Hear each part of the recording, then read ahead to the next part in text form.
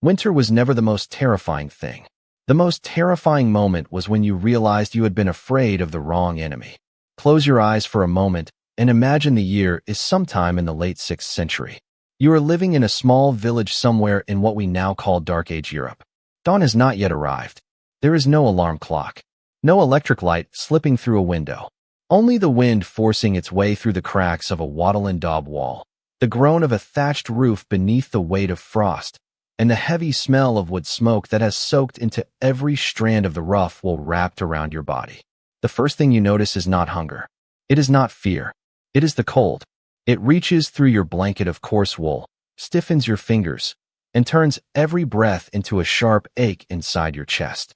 You stretch your hands toward the faint glow of last night's embers, hoping they still hold enough warmth to carry you into the morning.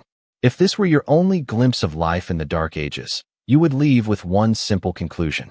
Winter is your greatest enemy. That is exactly what most of us believe today. We picture endless forests buried beneath snow, icy winds cutting through bare skin, and desperate villagers huddled inside smoky huts, struggling to stay alive until spring finally returns. Movies, paintings, and modern imagination have taught us to see winter as the villain. Gray skies, frozen rivers, empty trees, endless white silence. But if you had actually lived here, the thing that kept you awake at night would not have been the snow, not the ice, not even the cold itself. To understand why, you first have to forget almost everything you think you know about survival. This is not the world of towering stone castles, gleaming knights in polished armor, or mighty kings ruling from magnificent halls. Most of those images belong to centuries that have not yet arrived, or to lives so distant from yours that they might as well belong to another world. Your world is only as large as the distance you can walk before sunset. A village of a few dozen homes, a narrow stream winding through frozen fields, a patch of forest filled with oak and ash, a small barley field that will decide whether your family eats next year, and the same familiar faces you have known since childhood. Every autumn, long before the first snowfall, the entire village begins preparing for what feels less like a season and more like a siege. Firewood is stacked against every wall. Meat is salted, smoked, and hung from blackened beams above the hearth. Grain is stored inside clay jars as though each handful were a piece of gold. Old men watch the sky more often than they watch the road. Mothers quietly count the remaining loaves. Children learn not to complain when their stomachs growl, because everyone knows there will be harder days ahead. Everything seems to revolve around surviving the cold. And yet, year after year, people begin to notice something deeply unsettling. The strongest men are not always the ones who survive. Some endure the freezing winds only to die just before the snow melts. Some children never freeze to death at all. Instead, they disappear because of something far quieter. Entire families survive the winter, only to lose everything when the first warm days finally arrive. The cold was never acting alone. It merely opened the door. Waiting behind that door were enemies far more patient, far more silent, and far more ruthless than winter itself. They did not roar like a blizzard. They did not announce themselves like an invading army marching over the hill. They slipped into every loaf of bread, every bucket of water, every breath of smoky air, every exhausted body, growing weaker one day at a time until no one could remember exactly when survival had turned into a slow surrender.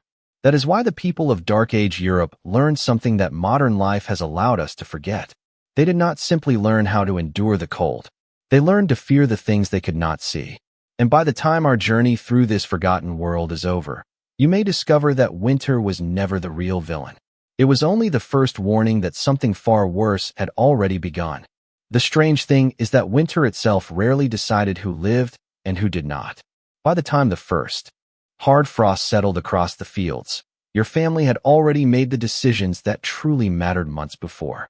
Every bundle of firewood stacked against the wall, every sack of barley tucked into a dry corner, every piece of smoked meat hanging above the hearth represented a choice made during the warmth of autumn.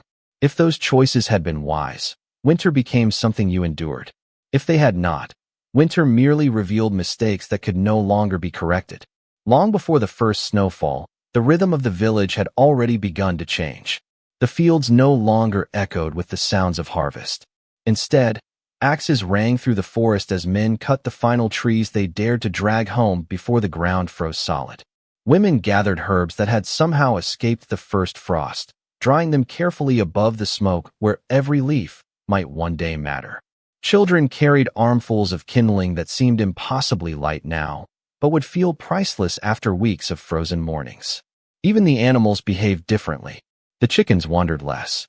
The pigs rooted closer to their pens. The cattle seemed almost reluctant to leave the shelter of their wooden fences. Nature understood what was coming without needing anyone to explain it. You did as well. Every evening, your family gathered around the central hearth, where the fire became more than warmth. It became the center of the world. Beyond its glow lay darkness that swallowed the village long before most modern people would even think about eating dinner. There were no brightly lit windows across the countryside. No distant roads filled with travelers. Once the sun disappeared, the world seemed to shrink until it reached only as far as the flickering light on the walls of your home. Stories filled the silence. Old neighbors spoke about winters so harsh that rivers remained frozen well into spring. Others remembered years when wolves came closer than anyone had ever seen before. But beneath every story ran another conversation, one spoken without words. Everyone quietly measured the supplies that remained. Everyone wondered whether they had enough. No one truly knew, because winter was unpredictable. But hunger followed patterns that every family recognized. A loaf of bread cut slightly thinner today might mean another meal weeks from now. A single piece of firewood burned carelessly tonight could leave cold hands before the season ended. Every small decision stretched forward into an uncertain future. Survival was rarely won through heroic moments.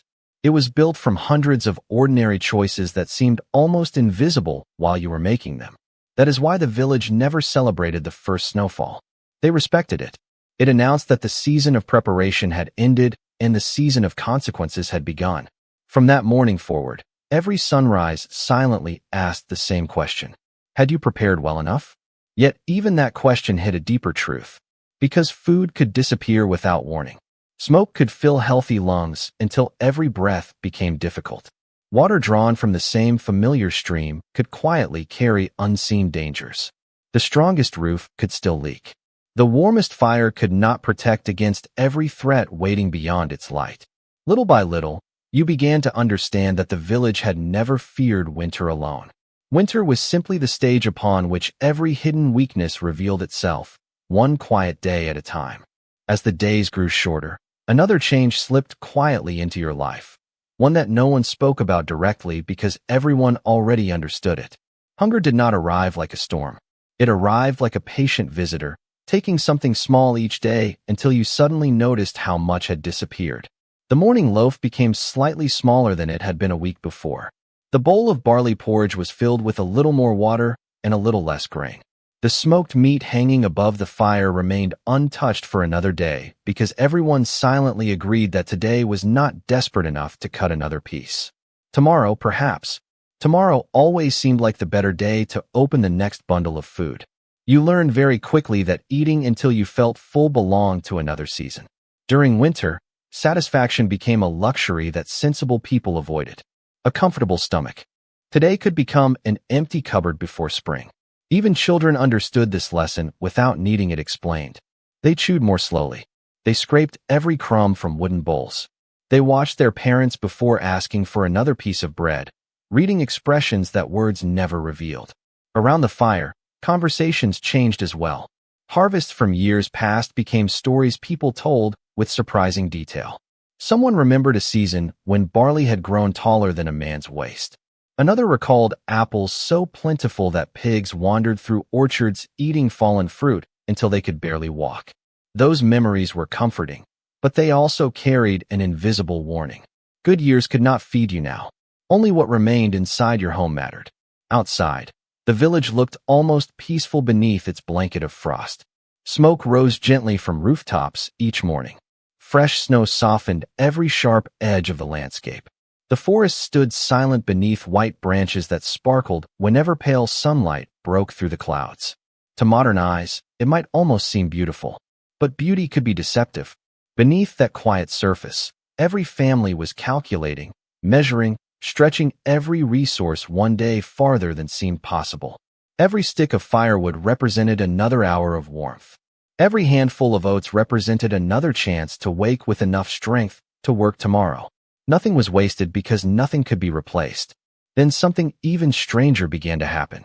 You noticed that the strongest person in the village was not always the one everyone depended upon.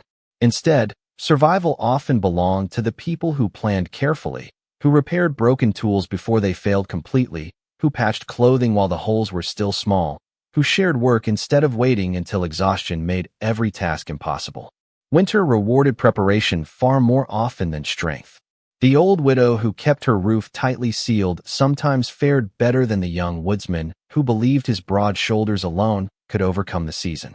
The family that carefully rotated their food stores often endured longer than those who celebrated too generously at the first winter feast. Little by little, you realize that this village survived because hundreds of ordinary habits quietly supported one another like the woven branches beneath the mud walls of every home. Remove enough of those small habits, and the entire structure weakened. Yet despite every careful plan, despite every disciplined choice, there remained one uncertainty that no family could fully control. It did not knock on the door. It did not leave footprints in the snow. It arrived silently inside ordinary moments, carried in a bucket of water, hidden within stale grain, or drifting through the smoky air that filled every house once the doors stayed closed against the cold.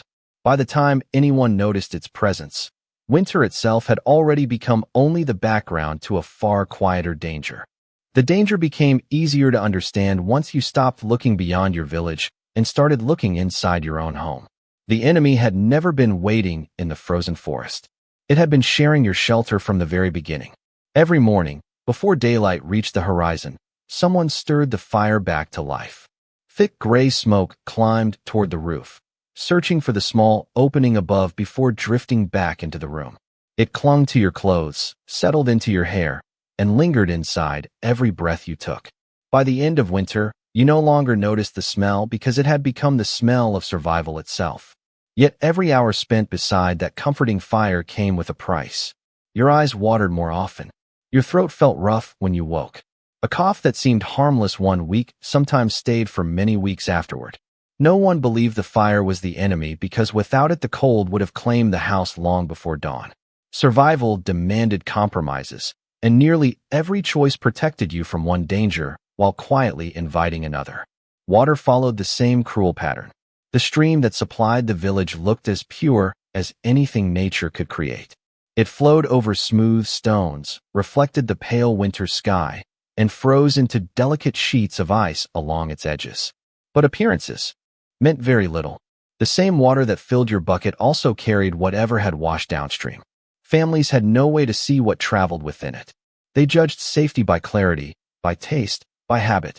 If yesterday's water had seemed harmless, today's must surely be the same. Most of the time, that belief was enough to keep life moving forward. Sometimes it was not. Food, too, slowly changed as winter deepened. Fresh bread became harder. Root vegetables softened in storage. Grain occasionally developed strange smells that everyone hoped would disappear once it was cooked into a thick porridge. Nobody could afford to discard precious supplies simply because they looked imperfect. Hunger had a remarkable ability to make yesterday's doubtful meal seem perfectly acceptable today. Waste was a luxury no family possessed. As the weeks passed, you noticed something even more revealing about the people around you. They rarely complained. Not because life was easy, but because discomfort had become ordinary. Cold fingers were ordinary. Aching backs were ordinary. Smoke-filled rooms were ordinary. Long walks through snow carrying heavy buckets were ordinary. The human mind has a remarkable ability to accept almost anything if it lasts long enough. What would overwhelm a visitor from the modern world had become simply another winter morning.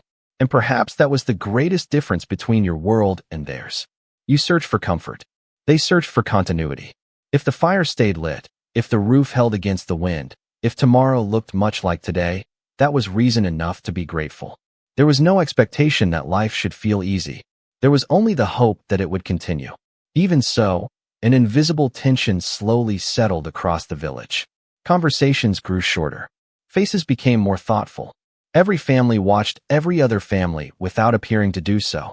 not out of suspicion, but out of quiet concern. If one chimney failed to release smoke at sunrise, people noticed. If someone did not appear along the path to collect water, people remembered. Because everyone understood a truth that no child needed to be taught. Winter tested every household alone, but surviving it had never truly been a solitary task. Soon, another challenge would emerge, one that no amount of stored grain or stacked firewood could solve by itself, because the greatest strength any person possessed during the darkest months was no longer found inside their own walls, but in the fragile bonds that still held the entire village together. You began to notice that the village itself behaved almost like a single living creature. When one family struggled, everyone felt the strain, even if nobody spoke about it openly. A broken fence meant someone else's livestock might wander. A roof left unrepaired could require neighbors to lend precious timber before the next storm arrived. If an elderly man could no longer carry water from the stream, another pair of hands quietly took his place. These were not acts of extraordinary kindness. They were practical investments in everyone's future. No household could afford for another to fail completely, because survival depended on countless invisible exchanges that had been woven together over generations. One afternoon, as pale sunlight briefly broke through the clouds, you walked the narrow path toward the stream carrying 2 empty wooden buckets. The snow beneath your boots had hardened into uneven ridges that cracked softly with every step. Smoke drifted lazily above the rooftops, rising straight into the still air before fading into the gray sky. For a few moments, everything looked peaceful enough to belong in a painting. Yet the silence felt different now. It was no longer comforting. It was watchful. Every person you passed seemed occupied with small, careful tasks. One man repaired a wooden shovel whose handle had begun to split. A woman patiently rewove a basket that had survived many winters already.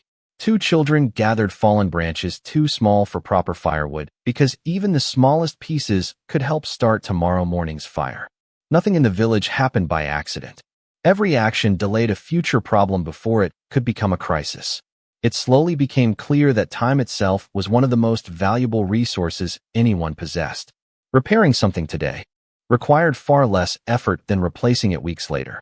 Sharpening a dull knife before it became useless saved both energy and food. Mending a tear in a wool cloak while it was still small preserved warmth that could not easily be regained once lost. The people around you were not merely surviving each day. They were constantly negotiating with the future, trading small amounts of effort now to avoid much greater hardship later. That quiet wisdom had been earned over countless winters, passed from one generation to the next without books, schools, or written instructions. Experience lived in habits rather than words. Still, no amount of preparation could completely erase uncertainty. Every evening, as darkness settled over the village once again, families counted what remained without making the numbers obvious. Eyes lingered on grain jars. Fingers tested the weight of smoked meat hanging above the hearth. Firewood piles seemed slightly smaller than they had only days before. Nobody panicked, because panic wasted strength.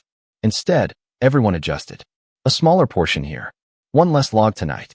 Another day before opening the next sack of barley. Survival often looked remarkably ordinary from the outside. But beneath those ordinary routines, every decision carried quiet consequences. Then, almost without anyone realizing when it had begun, another invisible change spread across the village. It was not the weather. It was not the food. It was the way people looked at one another. Every familiar face became a quiet source of reassurance. Every greeting confirmed that another household had endured another day. The village was discovering something more valuable than full stomachs or warm fires. Hope itself could become a shared resource. As long as the morning smoke continued rising from every roof, as long as footsteps still crossed the frozen paths between neighbors, people believed that spring remained possible. And in a world where so much rested beyond human control, that belief often became the strongest shelter anyone possessed. One morning you woke to something that felt strangely unfamiliar. It was not louder than usual. In fact, it was quieter. The sound that seemed to be missing was the steady rhythm of ordinary life. Fewer footsteps crossed the frozen paths. Fewer doors opened before sunrise.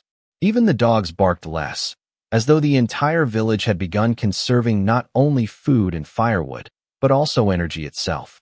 Winter had reached the point where every unnecessary movement felt expensive. You stepped outside and noticed fresh smoke rising from nearly every roof, but some chimneys released only the faintest thread into the pale morning sky. The difference was almost impossible to see unless you had lived here long enough to recognize what normal looked like. A weaker fire often meant fewer logs remained. A shorter fire meant a longer night ahead. Nobody announced such things. The village simply learned to read them. As the days continued, another lesson revealed itself. Wealth in this world was rarely measured by coins because few people possessed many. Instead, wealth appeared in quiet forms that outsiders would easily overlook. A family with a well-maintained roof was wealthy. A household with dry firewood stacked beneath proper shelter was wealthy. A sharp axe, a sturdy cloak, healthy livestock, a dependable neighbor. These were forms of security that could not be counted but could be felt every single day. It became impossible to separate survival from relationships. You could repair your own fence, but perhaps your neighbor owned the stronger hammer. You might have enough grain, while another household still had extra salt. Someone else knew how to mend leather boots that had begun letting snow seep through the seams. The village functioned because knowledge traveled as freely as goods. Skills became another form of food, feeding lives without ever appearing on a table. During the long evenings, as everyone gathered around the fire once again, stories slowly shifted away from the past and toward tomorrow. They spoke about how many weeks remained before daylight would begin lasting a little longer. They wondered when the river ice might finally loosen. They watched the stars through gaps in the clouds, searching for familiar patterns that generations before them had trusted as signs of changing seasons. Hope, like hunger, often grew quietly. Yet hope alone could not warm frozen hands or refill empty grain jars. Every sunrise still demanded work. Buckets still had to be carried. Animals still needed care. Tools still required repair. Life never paused simply because conditions became difficult. In many ways, hardship made routine even more important. The familiar rhythm of ordinary tasks reminded people that the world had not completely fallen apart. Then you noticed something remarkable. The children still laughed. Not constantly, and not as loudly as they might during harvest, but they found reasons to smile while sliding across patches of ice or chasing one another between snow-covered fences.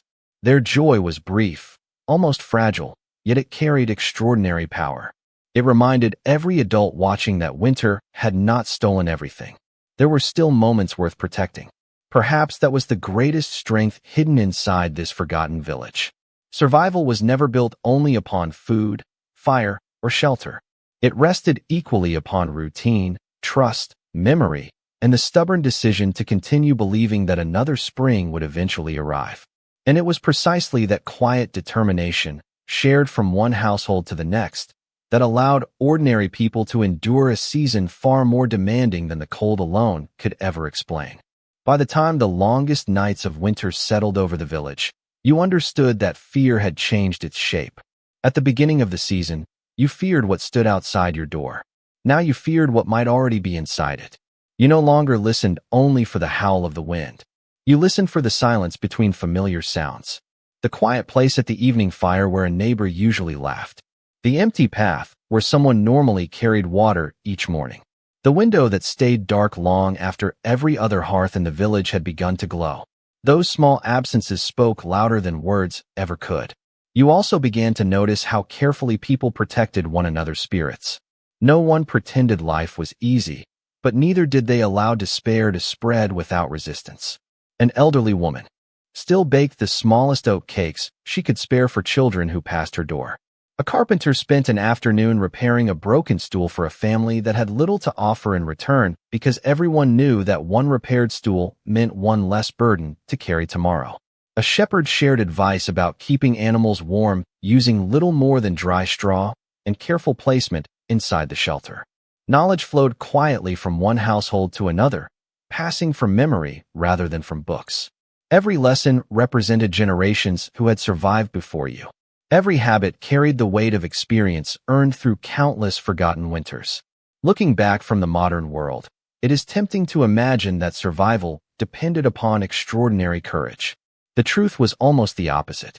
It depended upon ordinary discipline repeated every single day. Wake before dawn. Stir the fire. Check the roof. Feed the animals. Mend the clothing. Count the grain. Carry the water. Repeat tomorrow. Repeat again. Great acts of heroism were rare. Small acts of consistency saved far more lives. Perhaps that is why the people around you appeared stronger than they truly felt. They did not wake each morning because they were fearless. They woke because the work still needed to be done. There was comfort hidden inside routine. Every familiar task pushed uncertainty a little farther away. Then, almost without warning, subtle signs began appearing that winter itself was slowly losing its grip. One afternoon, water dripped steadily from the edge of a roof where thick icicles had hung for weeks. Birds returned to branches that had remained empty for what felt like an endless season.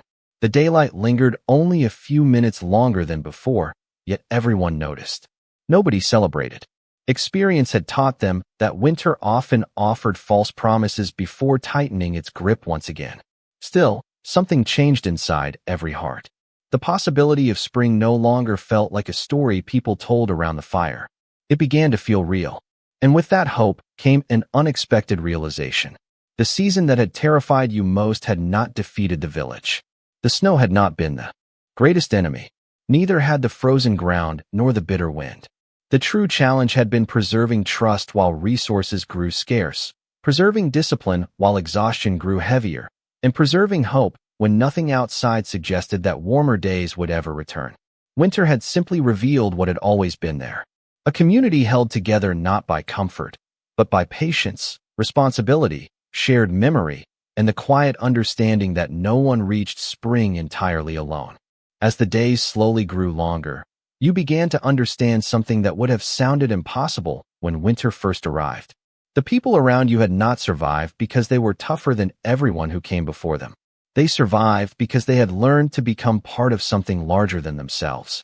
Every habit, every custom, every shared task that seemed ordinary at first now revealed its true purpose. The roof was not repaired by one person because one person happened to be generous. It was repaired because everyone understood that one damaged home weakened the entire village. The grain was measured carefully not because people feared tomorrow more than today, but because they respected the uncertain future enough to prepare for it. Even the stories told beside the fire carried hidden lessons disguised as memories. They reminded children when to gather wood, where snow drifted deepest after a storm, how to recognize the first signs of changing weather, and why patience often mattered more than strength. Nothing existed without a reason. Every tradition had been shaped by winters that someone else had already endured. Looking around your village now, it became impossible to call these people primitive. They owned few possessions by modern standards. Their homes were small. Their tools were simple. Their lives demanded constant effort. Yet simplicity should never be confused with ignorance. They understood their landscape with remarkable precision. They knew which hills blocked the strongest winds. They knew which trees burned hottest after drying. They knew which streams continued flowing beneath thin ice, and which became dangerous traps after heavy snowfall. Their knowledge lived in observation rather than books, passed from one generation to the next through repeated experience. Every season refined that knowledge a little more. Every mistake became tomorrow's lesson. The longer you lived among them, the more another modern assumption quietly disappeared. You stopped thinking of survival as a contest between human beings and nature. That had never been the real struggle. Nature was neither cruel nor kind. It simply followed its own rhythm. The true challenge was learning to move with that rhythm instead of fighting against it. Families harvested when the fields were ready, not when it was convenient. Firewood was gathered while forests still allowed safe travel. Homes were repaired before storms arrived rather than after they caused damage. Success belonged to those who understood timing. The seasons became partners that demanded respect rather than enemies that could somehow be defeated. Slowly, the village itself reflected that same philosophy. Every person carried different skills, yet none were truly independent. The carpenter depended upon the farmer. The farmer depended upon the shepherd. The shepherd depended upon the smith. The elderly remembered details the young had never experienced. The young possessed strength that the elderly no longer had. Even children contributed by gathering kindling, carrying water, watching animals, or simply learning the routines that would one day become their responsibility. Survival was woven together from hundreds of small contributions, none of which appeared extraordinary by themselves. That realization changed the way you looked at the winter entirely.